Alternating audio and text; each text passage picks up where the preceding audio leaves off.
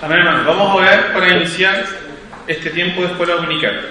Así que voy a pedir que oremos. Señor, te agradecemos por tu bondad y misericordia, tu fidelidad. Prepara ahora, Señor, nuestros corazones para aprender de tu palabra. Señor, de lo que tú nos has dado a través de ella, porque tú nos has dado todo el consejo. Señor, y debemos tener reverencia, Señor, acerca de cada tema, Padre, que tu palabra nos expone. Ayúdanos, Señor, a aprender hoy acerca, Señor, de la disposición que debemos tener sobre las ofrendas, sobre lo que tenemos en nuestras posesiones, Señor, y el Evangelio de Jesucristo. Te lo pedimos en el nombre de Jesús. Amén.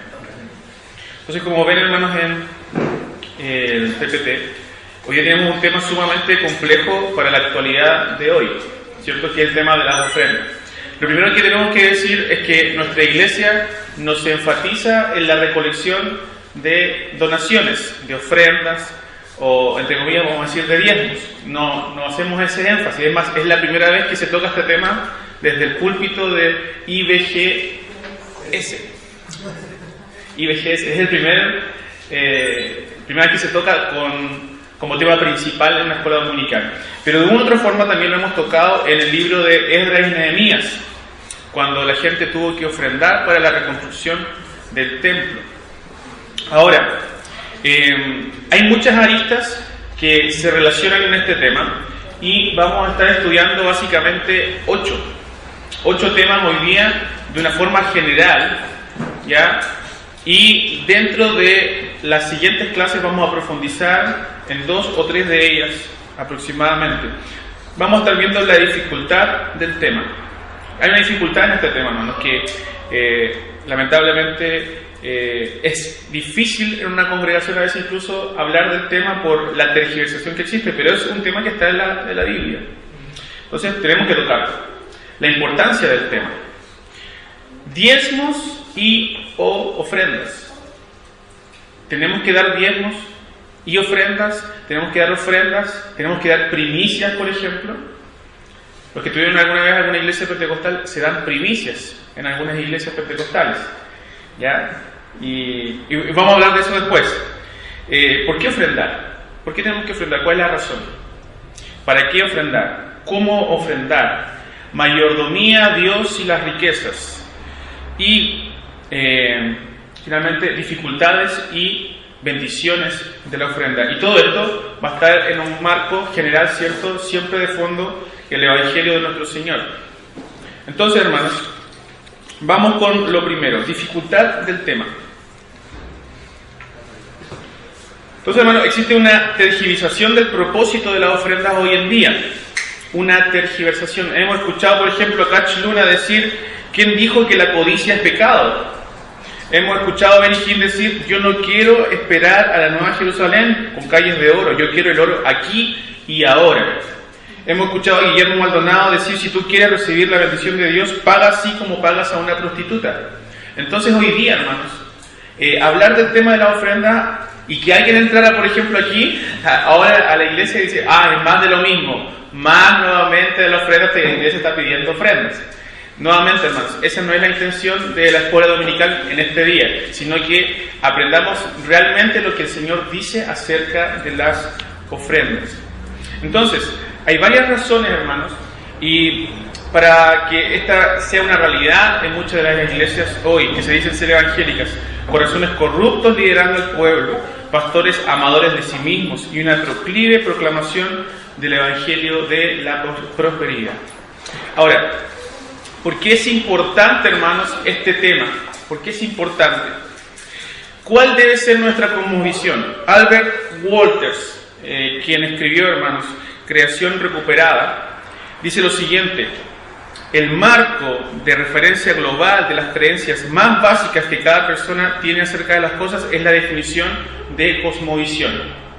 De nuevo, el marco referencial global de las creencias más básicas. Eso es una cosmovisión. Ahora, ¿de dónde viene la cosmovisión del creyente?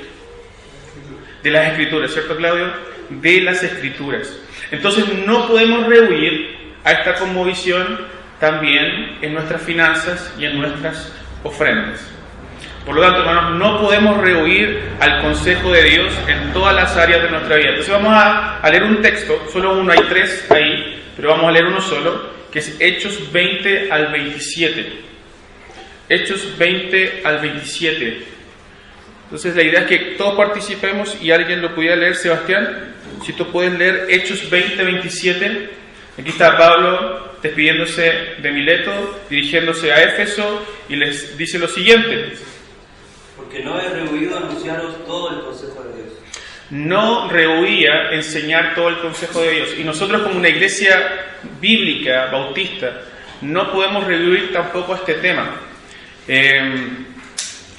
Segunda Timoteo 3:16 dice que toda la escritura, ¿cierto?, es útil, toda. Por lo tanto, hermanos, este tema debemos tocarlo. Entonces, hermanos, vamos a uno de los primeros tópicos: diezmos u ofrendas, y ofrendas. Entonces, ¿qué son los diezmos y qué son las ofrendas? Diezmos, podemos definirlo de la siguiente forma, hermanos: la 10ª parte de algo incorporada en la ley de Moisés para mantenimiento de los levitas y sacerdotes, y es relativo a la ley ceremonial. ¿Ya? De eso básicamente consistía el diezmo. Y cuando hablamos de diezmo, en ese tiempo no estamos hablando simplemente de dinero, sino que estamos hablando básicamente de todo lo que poseía. ¿Ya? Y muchas veces, a veces, no era dinero, sino que era simplemente posesión. ¿Cómo podemos definir ofrenda? El pastor Marcos Peña, ¿quién es Marcos Peña? Un pastor de la Iglesia del Señor Jesucristo, la iglesia más conocida por la Iglesia de Sungel Michelén, pero es uno de los pastores. Tiene una excelente predicación acerca de esto y dice: las ofrendas son posesiones que apartamos para Dios de forma especial. Podemos definirla de varias formas, pero el énfasis aquí en esta definición es que apartamos para Dios de forma especial, que de nuestras riquezas, que de lo que nosotros tenemos, apartamos para el Señor. Y en el Nuevo Testamento, hermanos, algo importante es que no es mencionado la palabra diezmo, o no es mencionado como una enseñanza. Sin embargo, el énfasis para el creyente se relaciona más que nada con la mayordomía de sus riquezas. Entonces, vamos a tratar de poder profundizar un poco más esto. Si la ley, hermanos, de los diezmos está en la ley, ceremonial, si los diezmos está en la ley ceremonial, nosotros somos parte también de dar diezmos. Ahora, ¿qué piensan? ¿Qué creen? Si es parte de la ley ceremonial. Que no. Decimos que no. Pero a pesar, hermanos, de que el Señor Jesucristo abolió, son 3 leyes, ¿cierto? Mosaica, ceremonial, ¿sí?, y civil. La ceremonial y la civil fueron abolidas en Cristo. El Señor cumplió toda la ley. Nosotros seguimos, ¿cierto?, la ley mosaica, en este caso los 10 mandamientos, de eso estamos hablando. ¿Sí? Ahora, queda abolida la ley ceremonial. Nosotros no, hermanos, no diezmamos. ¿Qué pasaría, hermanos, si nosotros diezmamos, que es parte de la ley ceremonial? ¿Cuántas implicancias tendría eso para nosotros? ¿Cómo nosotros, por ejemplo, tendríamos que guardar el día del Señor? Si nosotros guardamos estrictamente el diezmo, tendríamos que guardar estrictamente también el día del Señor. ¿Se entiende? Entonces, tendríamos que hacerlo quizás incluso el sábado. Y si lo hacemos el día sábado, ¿cómo tendríamos que hacerlo, cierto? No podríamos prender la luz hoy día, ¿cierto?, aquí en la iglesia. Las mujeres no podían, ¿cierto?, mirarse al espejo y ver si hay una cana, porque sería trabajo. Los niños no podían abrocharse, ¿cierto?, la cinta de sus zapatos o los cordones de sus zapatos. Incluso alguien podría llegar a dudar si es que tendría que ir a buscar a una persona enferma o ir a ver a una persona enferma. Entonces, si nosotros creemos en el diezmo de forma estricta, como lo dice el Antiguo Testamento, tendríamos que cambiar también nuestra cosmovisión en relación a muchas otras doctrinas, incluyendo el día del Señor. Ahora, ¿qué es importante, hermanos, que podemos rescatar del diezmo? Que hay muchos principios del diezmo que también podemos observar en la ofrenda, como se observa en el Nuevo Testamento. ¿Ya? Recuerden que nosotros estamos en un nuevo pacto, el pacto que el Señor hizo con su sangre, y Él cumplió toda la ley. Ahora, hermanos, vamos a decir para qué era el diezmo también, porque es sumamente importante también conocer esto, porque nos da principios para la ofrenda. ¿Para qué era el diezmo? para el mantenimiento de los levitas. Y vamos a leer un solo texto de todos los que se pronuncian aquí, porque la idea es hoy hacer una mirada general, ¿ya? Entonces vamos a ir a Números 18 del 25 al 30. Números 18 del 25 al 30.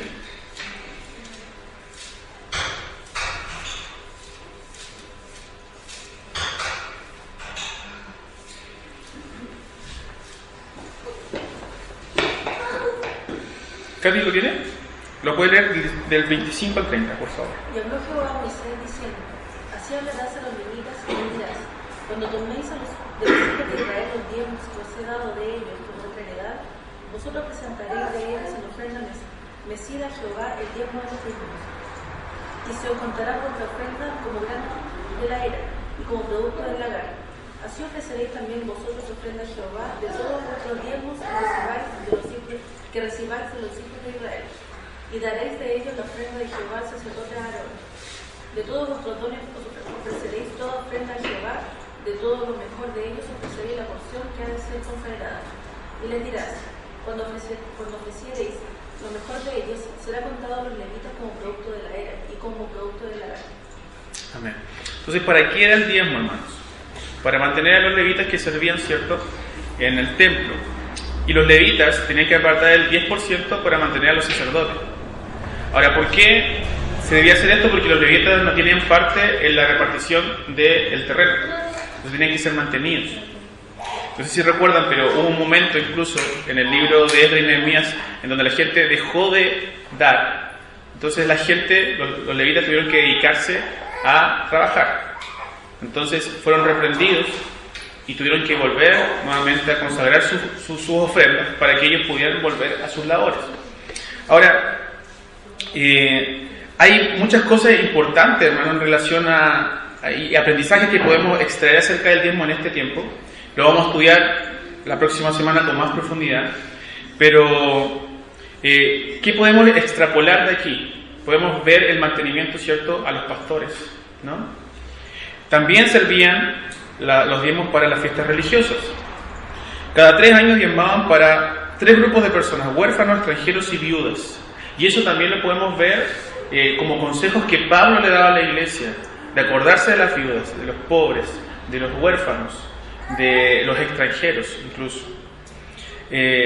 También, hermanos, había ese dinero que ellos tenían, tenía que ser utilizado para impuestos, y tenían que reposar la tierra, dejar reposar la tierra cada 7 años, ya, para los pobres. Ya, pero vamos a estudiar esto con más profundidad. Pero ¿cuál es el aprendizaje aquí? Básicamente que habían varias utilidades en relación al diezmo, y podemos, hermano, observar que en el Nuevo Testamento muchas de las cosas que también se utilizan aquí en el diezmo, como propósito del diezmo, lo podemos ver con la ofrenda. Se ve muy claramente eso en el Nuevo Testamento. Entonces, hermanos, podemos ver la naturaleza de la ofrenda en 2 de Corintios capítulo 8, del 7 al 16. ¿Qué dice, hermanos, este pasaje? 2 de Corintios 8, del 7 al 16. Pero ustedes, así como sobresalen en todo, en fe, en palabras, en conocimiento, en dedicación y en su amor hacia nosotros, procuren también sobresalir en esta gracia de dar, en esta acción inmerecida de dar. No es que esté dándoles órdenes, sino que quiero probar la sinceridad de su amor en comparación con la dedicación de los demás. Porque si uno lo hace de buena voluntad, lo que da es bien recibido según lo que tiene y no según lo que no tiene. No se trata de que otros encuentren alivio mientras que ustedes sufren escasez, es más bien cuestión de igualdad. En las circunstancias actuales, la abundancia de ustedes suplirá lo que ellos necesitan, para que a su vez la abundancia de ellos supla lo que ustedes necesitan. Así habrá igualdad, como está escrito: ni tuvo demasiado al que recogió mucho, ni le faltó al que recogió poco. Entonces, hermanos, la naturaleza de la ofrenda es en la gracia, está en la gracia de Dios, ¿ya? Nosotros recibimos de Dios lo que no merecemos. Nuestras posesiones son de Cristo, son de Él. Nosotros participamos de esta gracia de dar. Entonces, la naturaleza de la ofrenda está en la naturaleza misma de la gracia de Dios. Por ejemplo, vamos a observar aquí un pastor que es de buena doctrina, Tim Keller, que dice lo siguiente en relación a el porcentaje del 10% y la ofrenda. Dice lo siguiente: a menudo me preguntan, ¿realmente no crees que ahora en el Nuevo Testamento se exige de manera absoluta a los creyentes dar un 10%? ¿Verdad que no? Lo niego con la cabeza y ellos dan un suspiro de alivio. ¡Ah, qué bueno! No es el 10%, entonces menos. Puedo dar menos del 10%. Pero prontamente añado, te diré la razón por la que no ves el requisito del diezmo claramente delineado en el Nuevo Testamento. Piensa, ¿has recibido más de la revelación, verdad y gracia de Dios que los creyentes del Antiguo Testamento o menos? Usualmente hay un silencio de incomodidad. ¿Somos más deudores de la gracia que los que fueron ellos o menos? ¿Diezmó Jesús su vida y su sangre para salvarnos o lo dio todo? Fuerte esta cita, hermanos. Sumamente confrontadora a nuestro corazón. Porque claro, nosotros no creemos en el 10% como una regla, ¿cierto?, para cada miembro de la congregación. Entonces hay un suspiro de alivio y decir, oh, qué bueno, entonces vamos a dar el 1% para parecernos a la iglesia. O el 2%, lo que sea. El tema es que nuestro corazón se alivia un poco con eso. Pero el estándar es más alto. Es más alto. Después dice, el diezmo es un estándar mínimo para los creyentes cristianos. Con esto no queremos decir, hermanos, que el 10% esté mal. Es una referencia que podemos tener. Pero veamos detrás del Evangelio, detrás de la ofrenda, el Evangelio y cómo nos muestra que Cristo es todo. Realmente no quisiéramos encontrarnos en una posición en la que demos menos de nuestros ingresos de lo que hicieron aquellos que tuvieron un entendimiento menor de lo que Dios hizo para salvarnos. Tim Keller. No solamente él propone esto, hermanos, sino también, por ejemplo, Peter Master, pastor del Tabernáculo Metropolitano en Londres, dice lo siguiente: un punto importante de recordar acerca de la mayordomía neotestamentaria es que puede exceder grandemente el porcentaje del diezmo, como por ejemplo el caso de la viuda que dio las 2 blancas, y por lo tanto ninguna forma fija de dar está vigente ahora. Hoy es un asunto del corazón y de la generosidad máxima según como el Señor nos haya prosperado. No obstante, el diezmo todavía permanece como una guía de lo que constituye una porción mínima y razonable. Entonces, tenemos que poner en perspectiva estas cosas. No está mal que una persona, por ejemplo, quiera dar el 10% de su ofrenda, de sus ingresos, pero detrás el pacto que recibimos en Cristo Jesús, vemos otra cosa, vemos una enseñanza mucho más amplia y vemos ejemplos sumamente importantes en la Biblia de cómo hombres dieron más del 10%, que no es una regla, y no vemos, hermanos, ejemplos de gente que dé menos de eso. Vemos todo lo contrario. Vemos a la viuda, vemos al ejemplo de las parábolas de aquel hombre que dejó toda su riqueza y fue en pos de Cristo, y muchos ejemplos aún de hombres que siguieron al Señor. Martín Lutero también se refiere a este tema. Martín Lutero rechazó la práctica de diezmar en 1525, mientras los católicos en el Concilio de Trento, decreto 8, capítulo 12, enseñaron que los diezmos se deben pagar enteramente y excomulgar a los que hurtan o impiden. Entonces, hermanos, durante la Edad Media se dio mucho el tema de diezmar, mucho.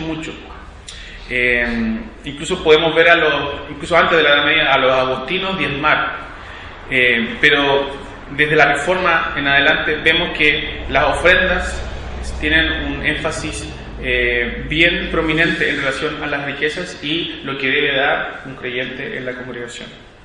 Ahora, vamos a algunos ejemplos de ofrendar en el Nuevo Testamento para poder concluir si realmente lo que está enseñando el hermano Pablo es verdad o no.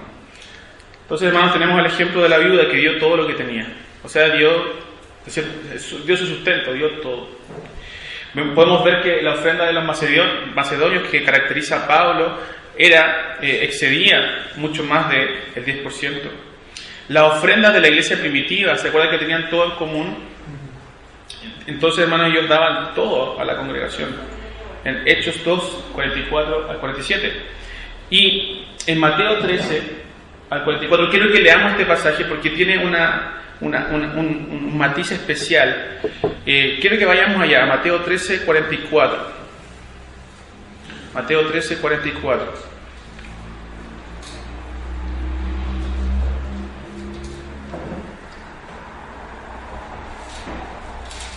Fernando, ¿lo tienes? ¿Lo puedes leer? Sí. Además, el reino de los cielos es semejante a un tesoro escondido en un campo, el cual un hombre halla y lo esconde de nuevo, y gustoso por ello va y vende todo lo que tiene y compra aquel campo. Vendió todo lo que tiene, todo, y va en pos del Evangelio de Jesucristo. Ahora, quiero que vean ahí en su Biblia, los que tienen Biblia, porque los que tienen iPhone no lo van a poder ver. Pero los que tienen Biblia, quiero que vean si hay alguna referencia en algún otro evangelio de esa parábola. Y no hay, ¿cierto? No hay. Esta parábola solamente aparece en el libro de Mateo. ¿Quién fue Mateo? ¿Se acuerdan quién fue Mateo? Mateo fue un publicano. ¿Y por qué tiene tanta importancia para Mateo en su evangelio hablar de esta parábola? Porque él fue esa persona. Él dejó todo, dejó todas sus riquezas, al igual que Zaqueo, por ir en pos del evangelio de Jesucristo. Y esa parábola no la encontramos en los demás evangelios, la encontramos especialmente en el evangelio de Mateo, hermanos. Y es sumamente importante ver eso detrás del evangelio que nos está mostrando aquí Mateo. Él dejó todo. Entonces, hermanos, no es el 10% el que nosotros debemos dar. Debiésemos darlo todo por causa de Cristo. Ahora, obviamente, hermanos, tenemos que meditar en cómo debemos manejar nuestras finanzas y cómo debemos, hermanos, repartir lo que nosotros tenemos. ¿Ya? No deseo que hoy día usted deje su tarjeta de crédito el cierto día aquí en la iglesia y se vaya sin nada a su casa sin poder mantener a su familia. No se trata de eso. Pero estamos viendo, hermanos, ejemplos. Entonces, ¿por qué debemos ofrendar, hermanos? Pasamos a otra arista del tema. Si ustedes, hermanos, quieren comentar, tienen que levantar la mano y no hay problema. ¿Ya? Así que hagámoslo, porque es una clase casi particular hoy día, una clase más personalizada. Debemos pensar en la naturaleza de Dios. En la naturaleza de Dios al ofrendar. ¿En qué sentido? En que el Señor da. ¿Sí? ¿Qué dice Juan 3:16? Porque de tal manera, ¿cierto? Amó Dios al mundo, ¿cierto? Que dio a su Hijo unigénito. Que dio. Eso está en su naturaleza, Señor, de dar. ¿Se acuerdan cuando Adán está solo en el huerto de Edén y dijo el Señor, no es bueno que esté solo, voy a hacer una ayuda idónea, y le dio a la mujer, ¿cierto? Y qué gran regalo que nos haya dado eso a los hombres.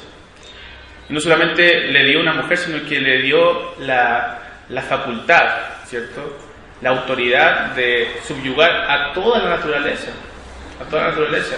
Y lo que tú tienes puesto hoy día le pertenece a Cristo.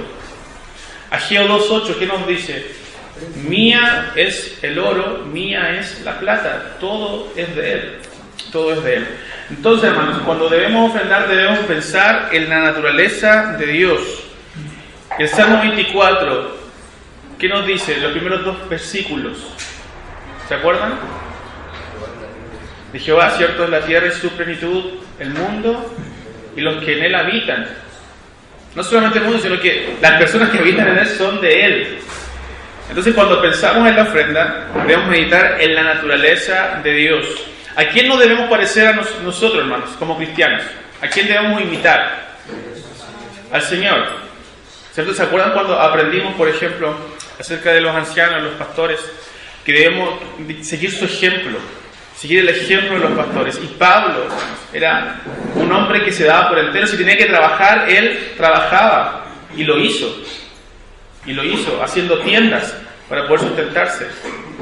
Entonces, hermanos, en la congregación debemos ser gente, no solamente nuestro pastor, sino que nosotros también, gente que se caracterice por dar, y fijarnos en las necesidades de los demás, como Cristo se fijó en medio de todo Israel y veía la pobreza y los veía como ovejas sin pastor, con muchas necesidades.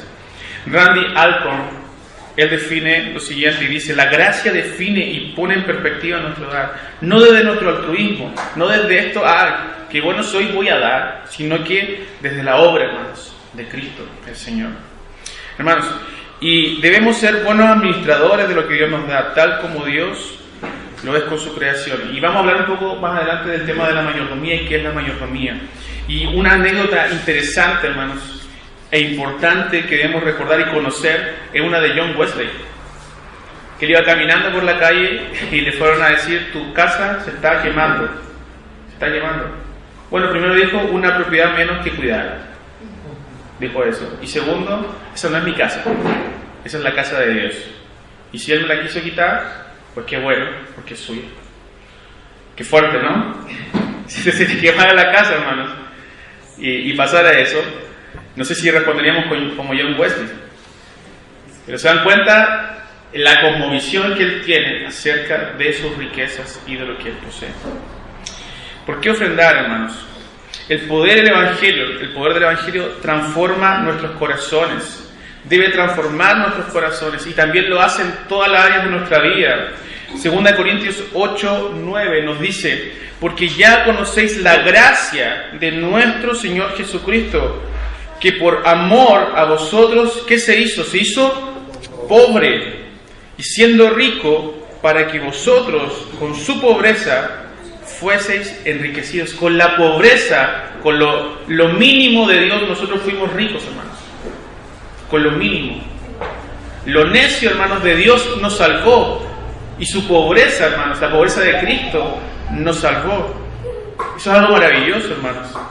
El pastor Marcos Peña dice: si la ofrenda de Cristo no nos motiva a ofrendar, hermanos, ¿qué lo va a hacer? Si la ofrenda de Cristo, su sacrificio, su evangelio, no nos motiva a ofrendar, ¿qué lo va a hacer, hermanos? ¿Qué lo va a hacer? ¿Por qué ofrendar? Segunda, vimos que por la naturaleza de Dios, porque debemos imitar su naturaleza, y también porque es un mandato. Así de simple, porque Dios lo manda. ¿Cuál es el mandato primordial, hermanos, de un cristiano? Amarás al Señor tu Dios con todo tu corazón, con toda tu mente, con todas tus fuerzas. Y acordémonos del joven rico. Se acerca al Señor, ¿cierto? Yo te quiero seguir, yo he guardado todas estas cosas desde pequeño. Y él dice: bueno, entonces vende todas tus cosas y sígueme. ¿Qué le quiso decir al Señor? Que no había guardado efectivamente todos los mandamientos como él creía que los había guardado, porque no amaba al Señor con todo su corazón, con toda su mente y con toda su fuerza, porque amaba más sus riquezas. Deuteronomio 8, del 11 al 20, nos habla de amar al Señor y de seguir sus ordenanzas. Y Juan 14, del 21 al 23, que nos dice, son pasajes que conocemos. Juan 14, del 21 al 23. El que me ama, guarda mis mandamientos. El que me ama, guarda mis mandamientos. Su segunda razón es porque es un mandato del Señor. Primera razón es porque debemos imitar la naturaleza de Dios. ¿Para qué ofrendar, hermanos? Una mirada general. Recuerden que es una mirada general y esto lo vamos a profundizar. ¿Para qué debemos ofrendar? Primera razón, para la expansión y sostenimiento de la obra, principalmente sustentar a los ancianos. Y eso lo vemos en Primera de Timoteo 5, 17, 18, Primera de Corintios 9, del 7 al 11, Gálatas 6, 6, Romanos 15, 24. Vamos a leer dos pasajes aquí. Si alguien puede buscar Primera de Corintios 5, 17 al 18, Alex, y Romanos 15, 24. Si Rita lo puedes leer, Romanos 15, 24.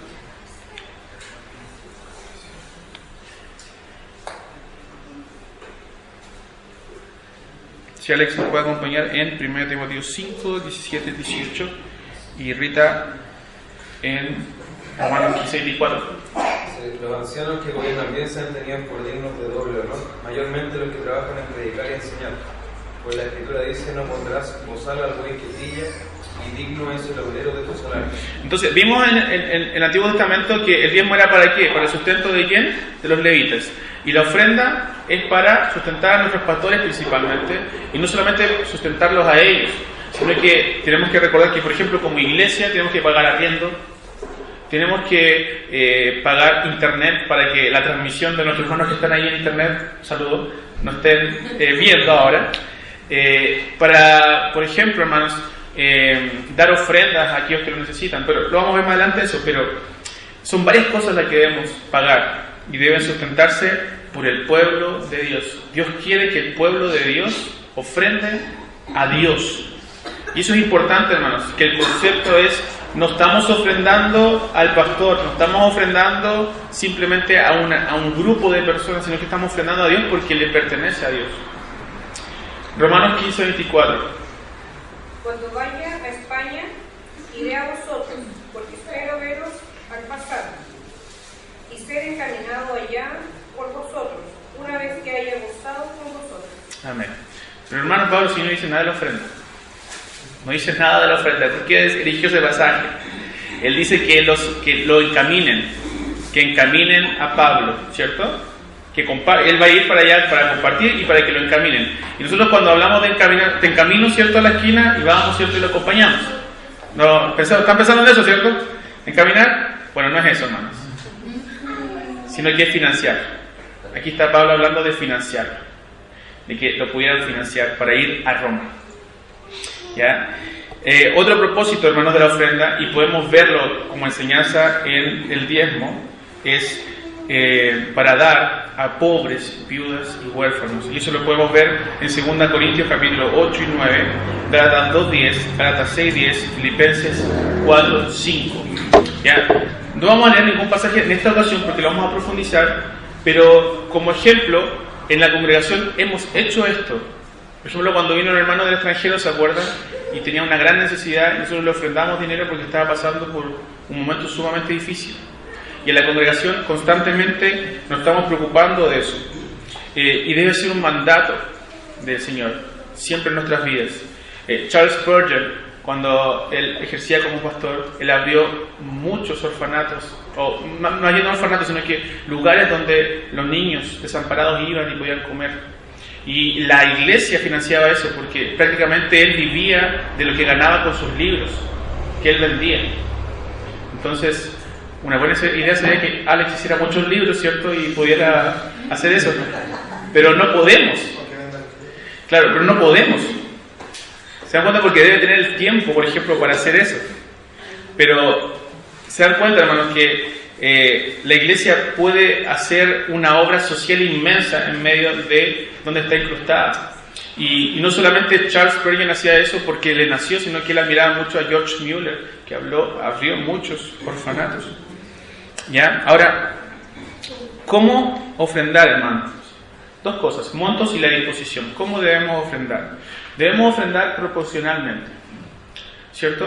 Vamos a leer 1 Corintios 16 del 1 al 2 y después vamos a leer 2 Corintios 9 del 6 al 11. Si Dani puede buscar 2 Corintios 9 del 6 al 11, ¿sí?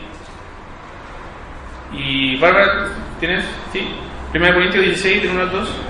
1 Corintios 16 del 1 al 2.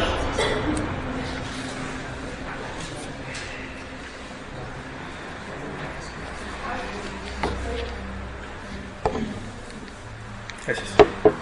Bárbara, sí, primero. En cuanto a la ofrenda para los santos, haced vosotros también de la manera que ordené en las iglesias de Galacia.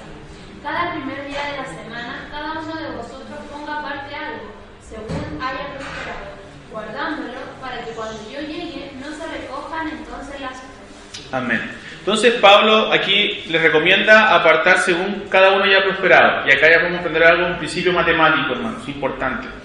Si a usted le sube el sueldo, la ofrenda sube. Porque es una proporción directa. ¿Ya? No es una proporción inversa. Una variable aumenta, la otra también aumenta. No hay una proporción inversamente, o inversa o indirecta, donde una aumenta y la otra disminuye. No, hermanos. Si una aumenta, la otra también aumenta. Al revés también. Si una baja, la otra también baja. Entonces, también tenemos que tener cuidado con esto, porque en ciertas iglesias, por ejemplo, el hermano ofrendaba 80,000 pesos, supongamos, ¿ya? Y quedó sin sueldo, y el pastor le dice, no, tú tienes que seguir ofrendando lo mismo.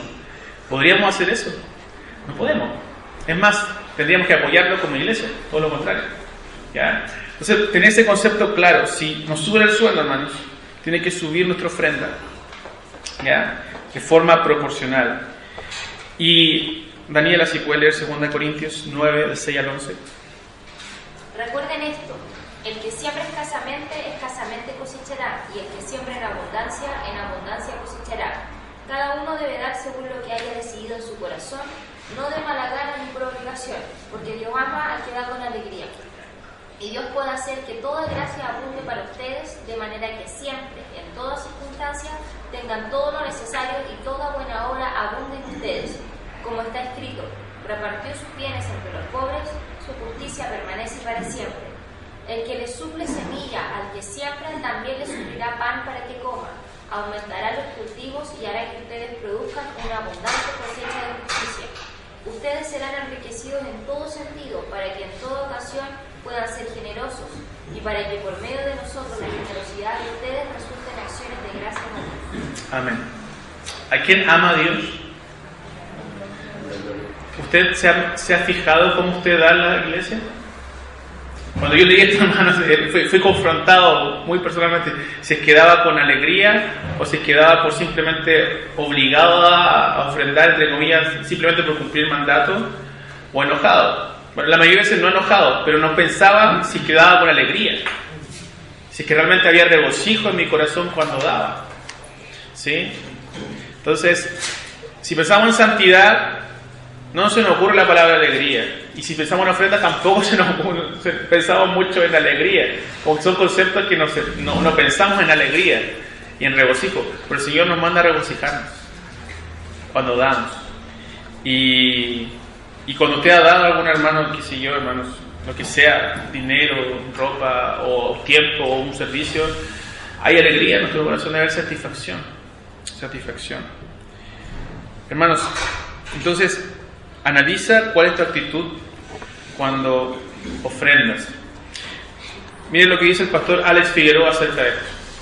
Esto implica dar gozosamente, no contando cada centavo, ni desprendiéndose del dinero, con aflicción o lamentaciones, sino deseando dar, haciéndolo con libertad, espontaneidad y dedicándose en ese acto. Amén. Entonces vamos a ir avanzando. ¿Cómo debemos ofrendar? Nuevamente una cita de Charles Spurgeon. Algunos dan a Dios su tiempo el día domingo, pero están medio dormidos. Algunos, no sé, quizás no se fijó en nada, Charles. Está generalizando a todas las iglesias. Algunos le dan sus esfuerzos en la escuela o en las clases o la predicación callejera, pero no parecen poner nunca todo el alma en sus compromisos. Lo que la iglesia necesita hoy día es un servicio más alegre, de mayor entrega. Si no servimos a nuestro Señor con alegría y por consiguiente, no lo hacemos de todo corazón, Dios no amará ese servicio y no se obtendrá ningún resultado. Una cosa sé, que un dador alegre siempre desea poder dar 10 veces más de lo que da. Un hacedor alegre siempre necesita tener mayor capacidad para hacer más. Amén. Hay una anécdota de un hermano que ofrendaba y ofrendaba mucho, y él tenía un granero, y con paladas sacaba el trigo, y seguía trabajando en su tierra, y el Señor lo bendecía más y lo bendecía más. Entonces la gente le preguntaba: ¿cómo lo haces tú? Lo que pasa es que yo tengo una pala y yo doy todo lo que puedo, pero Dios tiene una pala más grande y la coloca dentro del granero. Él con su pala coloca más de lo que yo puedo sacar, entonces se llena cada vez más el granero. Entonces, hermanos, cuando damos con alegría, hermanos, y lo hacemos con un corazón adecuado delante del Señor, el Señor nos bendice, porque el Señor dice que Él nos va a bendecir. ¿Ya? Nuevamente, a los que han llegado, no es cierto una prominente enseñanza en IBGS el pedir pedir ofrendas o donaciones, ¿cierto? Sino que estamos hablando de todo el consejo de Dios. Mayordomía, riquezas y Dios. ¿Cómo podemos definir mayordomía? Wilbur Madera lo define de la siguiente forma: es la buena y responsable administración de las cosas de Dios que Él ha puesto a nuestro cuidado. Dios te ha dado responsabilidades.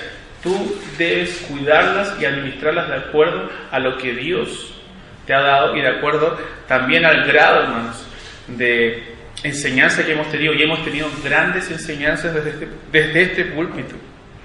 Hermanos, ¿cómo podemos usar nuestras ofrendas? ¿Cómo podemos usar las ofrendas? Debemos compartir nuestros ingresos. Efesios 4:28.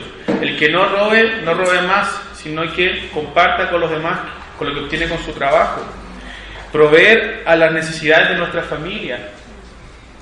Cumplimos también nuestros deberes como ciudadanos con lo que nosotros tenemos, y también ofrendamos a Dios para el sostenimiento de la iglesia. Todo eso hacemos con nuestras riquezas. ¿Cómo nosotros, hermanos, podemos repartir bien esto? Lo vamos a estudiar más adelante, quizás con más profundidad, pero tenemos que considerar lo siguiente: nuestras riquezas son entonces para compartir con los demás, para proveer a las necesidades básicas de nuestra familia. ¿Qué pasa, hermanos, si damos el 100% de la iglesia y nuestra familia se queda sin nada? ¿Seríamos buenos mayordomos? No. Piensen qué es lo que hace un mayordomo. ¿Qué es lo que hacía un mayordomo? Él administraba las cosas del dueño, ¿cierto? Y lo tenía que hacer bien, si no, lo echaban. ¿Se acuerdan? Y hay muchas parábolas relacionadas a eso. Y Dios nos exige a nosotros ser buenos mayordomos. ¿Cómo deben ser nuestras costumbres? Sin avaricia, ¿cierto? Hebreos capítulo 13, del 5 al 6. ¿Cómo debemos vivir siempre? En Filipenses 4, del 11 al 12, debemos vivir contentos con lo que tenemos. Porque Pablo sabía vivir en la abundancia y en la escasez. Y el libro de Filipenses, ¿desde dónde lo escribió, hermanos? Desde la cárcel. ¿Habrá pasado alguna necesidad en la cárcel, Pablo? Y que está alentando a Filipenses a ser gozosos en medio de cualquier aflicción, hermanos. Qué ejemplo más maravilloso. Qué ejemplo. Entonces, hermanos, Randy Alcorn dice lo siguiente en relación a dar. Dios no nos prospera para mejorar nuestro nivel de vida, sino nuestro nivel de generosidad. Alex Figueroa, el pastor Alex Figueroa: si la paz de tu alma respecto del futuro encuentra su cimiento en la acumulación de dinero, entonces te pareces más de lo que piensas al rico insensato. Nuestras esperanzas deben estar cifradas solo en el Señor, confiando en que Él es un Padre amoroso, que nos ama con un amor perfecto y eterno, que nunca dejará de velar por los suyos. Dificultades y bendiciones de la ofrenda. Estamos terminando, hermanos. Dios derrama bendiciones y abre ventanas de los cielos a quienes dan, hermanos. Malaquías 3:10 lo dice. Y Malaquías siempre lo usan para hacer el tema del diezmo, ¿cierto? Siempre lo usan. Pero ¿es verdad que el Señor bendice cuando damos o no? ¿O es simplemente para los del Evangelio de la prosperidad o para nosotros no? Sí, hermanos, el Señor nos da. El Señor realmente prospera en nuestro camino cuando somos dadivosos. Y hermanos, y esto es fuerte, pero hay que decirlo: cuando no ofrendamos, nos transformamos en ladrones de Dios. Y eso lo dice Malaquías 3:8. ¿Sí? Vamos a leerlo. Malaquías 3:8. Malaquías 3:8.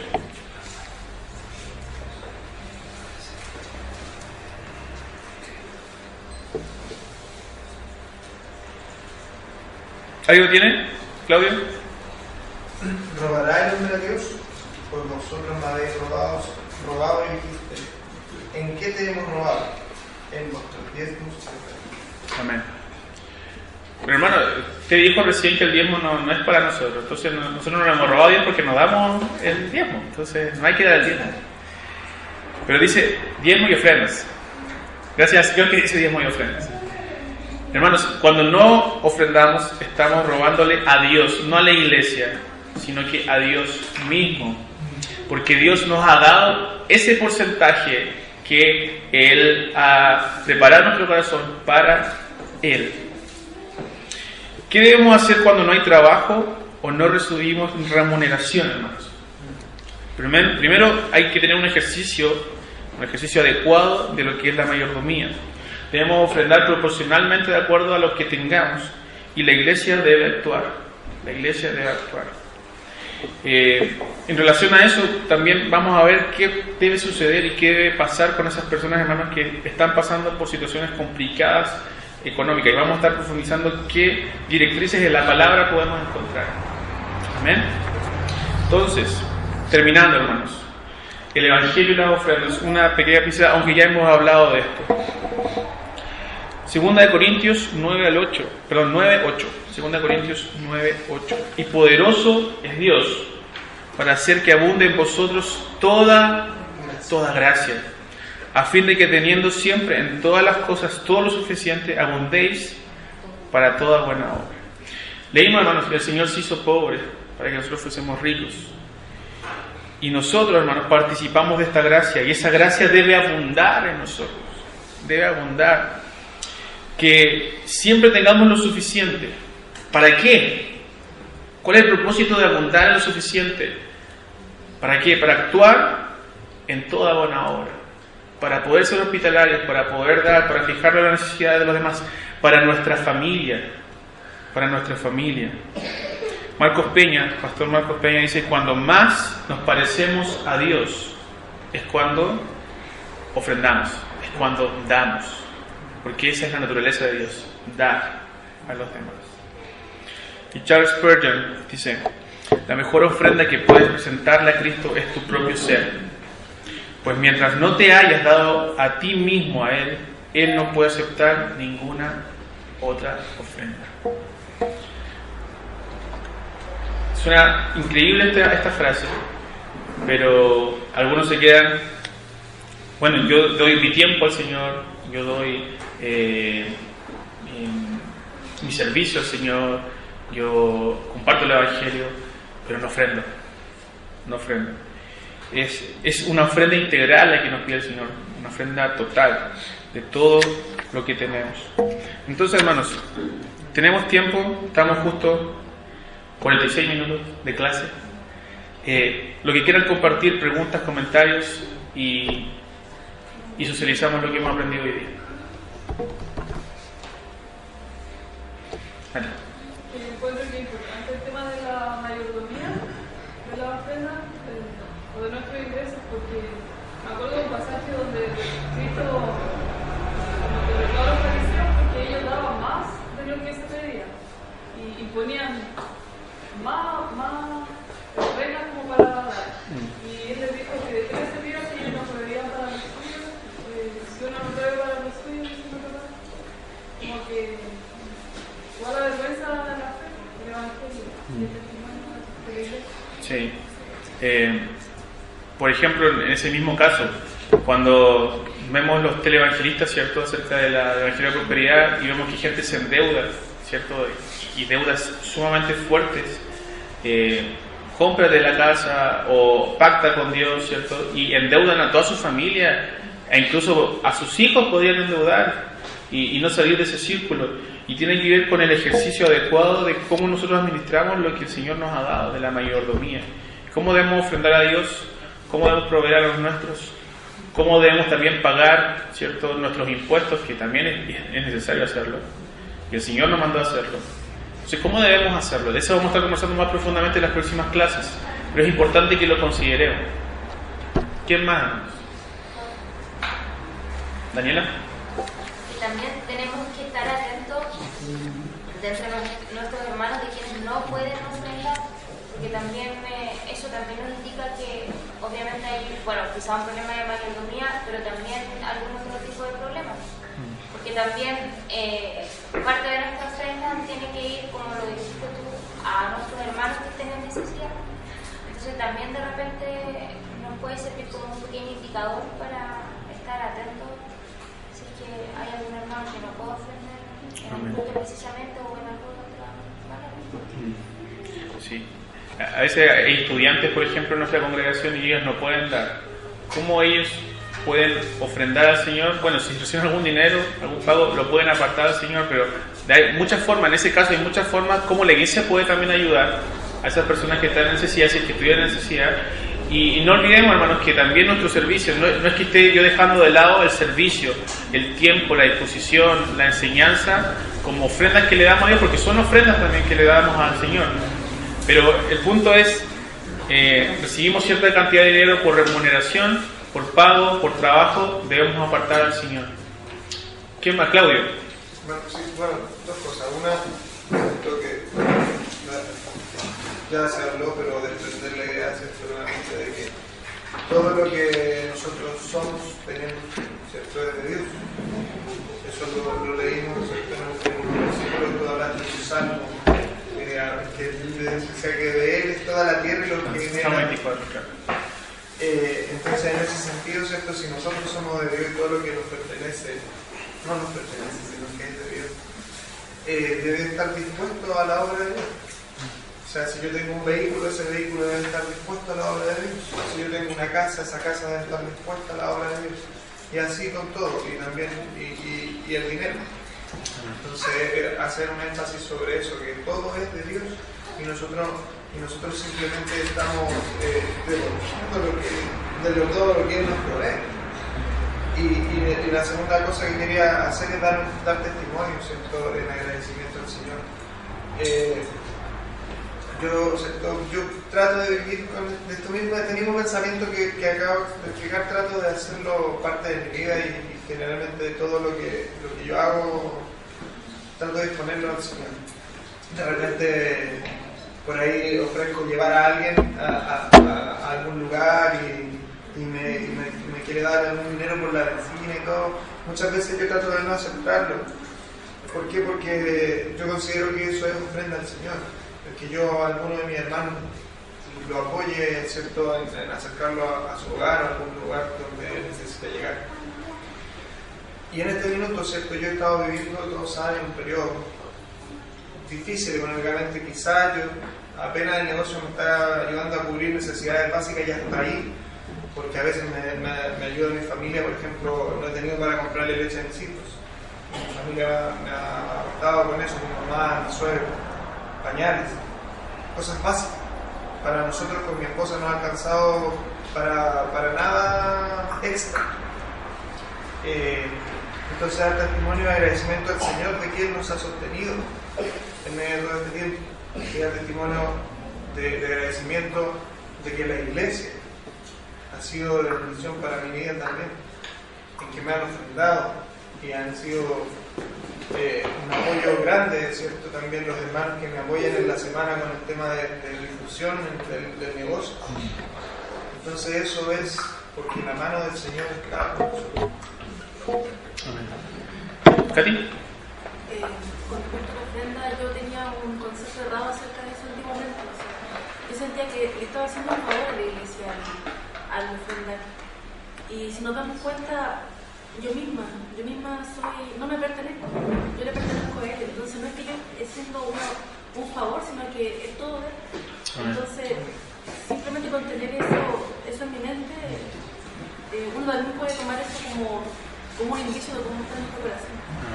Sí, sin duda. El Evangelio, una comprensión adecuada, completa del Evangelio en nuestra mente, debiese solucionar todas esas disyuntivas, problemas que teníamos antes con el dar, con los pastores, con la autoridad, con nuestros hermanos, de pertenecer a una iglesia. El Evangelio transforma todas esas problemáticas. ¿Alguien más para terminar, hermanos? Chiquitito, que se me olvidó. Que no tomar, como lo decías al principio, no tomar todos esos malos ejemplos de iglesias con evangelios de la prosperidad y nada, para que a nosotros nos dé pudor hablar de la ofrenda con otros hermanos. Es un mandato, es una obligación. Y que todo lo que hayan, o sea, todo lo que otras congregaciones u otros líderes de otras congregaciones hayan ensuciado este tema de la ofrenda, no es motivo para que nosotros sintamos miedo o que no debamos referirnos al tema. Amén. Muy buena la acotación de mi esposa. Pero algo súper importante, saben que el Señor habló más de las riquezas que del cielo y del infierno juntos. El 15%, incluso si uno hiciera una ponderación de los temas que el Señor habló, el 15% de lo que Él habló tiene que ver con riquezas, más que del cielo y del infierno juntos. Entonces, mucho habla de nosotros, el ejercicio de lo que nosotros ejercemos en la mayordomía. Nati, para terminar. Que de repente uno se queda tranquilo también dando la plata, así como ya cumplí esto. Pero... Como una cuota, como payé, como una cuota del auto. No, incluso con alegría y bien, lo hacen bien, pero se te olvida que también tienes que dar tu tiempo, que también es del Señor y también tienes que ofrendarlo. Y no somos capaces de ir a algunas reuniones o de ir a visitar a un hermano, es como que creemos que es dar o ofrendar en la plata. Y no...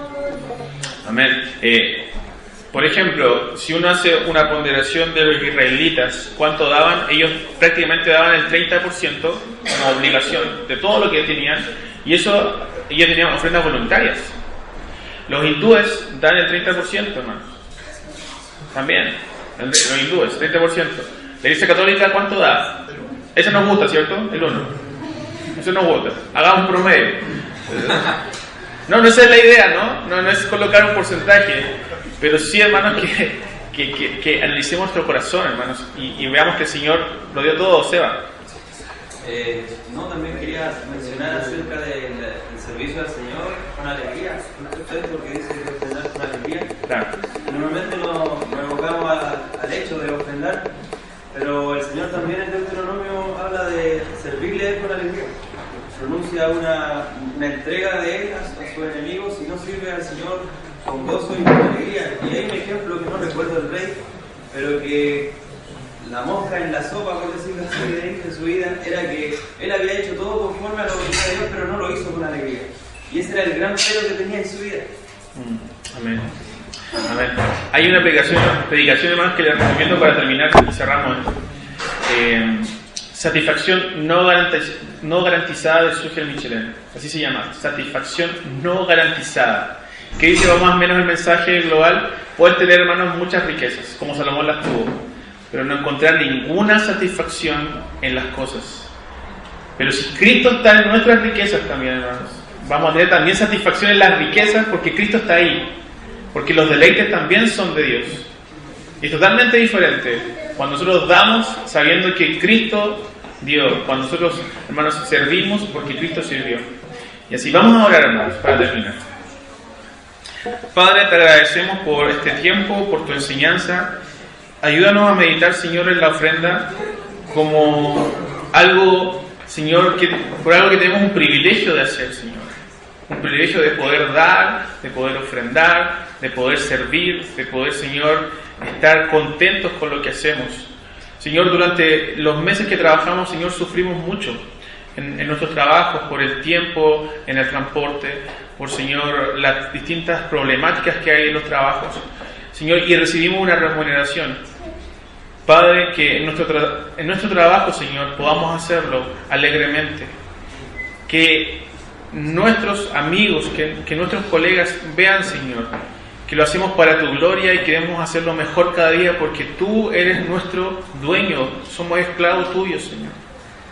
Señor, podemos ver el ejemplo de Pablo, cómo animaba a aquellos a dar estando en la cárcel, Señor.